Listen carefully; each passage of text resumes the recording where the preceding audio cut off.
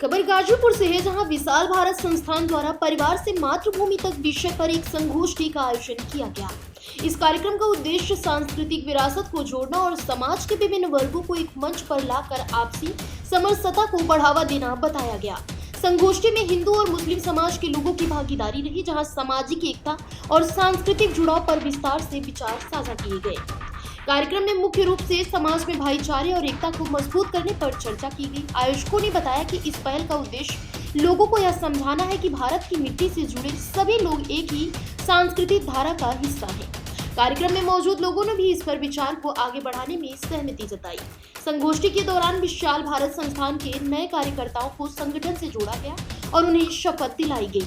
इसके साथ ही नए सदस्यों को संगठन की जिम्मेदारियों से अवगत कराया गया, ताकि संस्था के कार्यों को और प्रभावी ढंग से आगे बढ़ाया जा सके।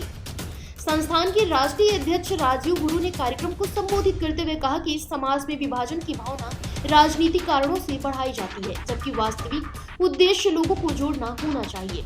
उन्होंने कहा कि संस्था का प्रयास हिंदू और मुस्लिम समुदाय के बीच दूरी को कम करना रहा। कार्यक्रम में यह भी बताया गया कि भारत में रहने वाले मुसलमानों की जड़ें इसी देश से जुड़ी हुई हैं और वे विदेशी मूल के नहीं हैं। इस विषय पर चर्चा कर समाज में फैली भ्रांतियों को दूर करने का प्रयास किया गया। कार्यक्रम में यह भी कहा गया कि भारत एक प्राचीन सभ्यता है, जबकि पाकिस्तान का गठन वर्ष 1947 में हुआ था। इस संदर्भ में यह संदेश दिया गया कि देशों का अस्तित्व समय के साथ बदलता है, लेकिन भारत की सांस्कृतिक जड़ें सदियों से पुरानी हैं। फिलहाल इस खबर में बस इतना ही।